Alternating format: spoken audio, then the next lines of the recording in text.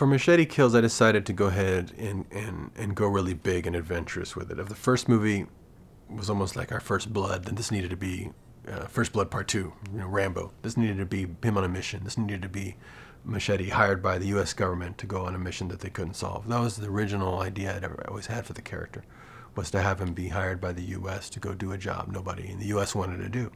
And he would be a real fish out of water and a real, out of his element kind of character. And he would use his inventiveness and his sort of Mexican MacGyver quality to figure his way out of any situation.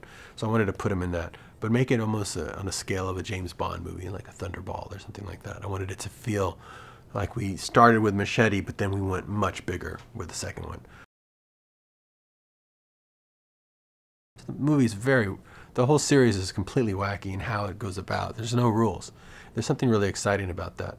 Having a film its DNA is to break all rules and conventions, because then you can do anything. And anybody, I think that's why it attracts a lot of actors, is because anything goes. And there's nothing that an actor or performer or creator or filmmaker likes more than creative freedom. And if you have a project where that's what you have to do, that's the job, is to be completely free creatively, well, that's no job at all. That's easy, that's fun, that's play.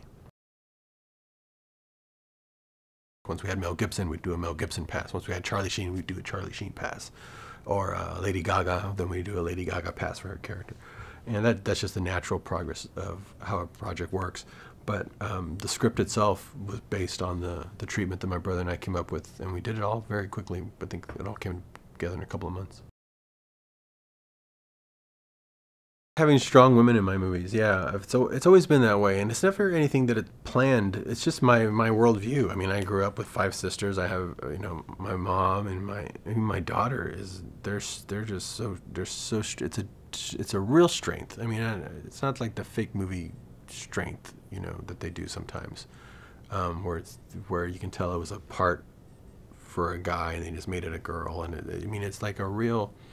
When you understand a woman's strength, how that can come across in a movie, I really kind of go for that, and that feeling of just seeing, seeing their true strong selves coming through, and letting that be a highlight of the movie. I mean, when we had the girls going at it, Michelle Rodriguez and Amber, the whole crew was like, "This is the movie to me. This is the movie I want to see," because they were just so amazing and so fun.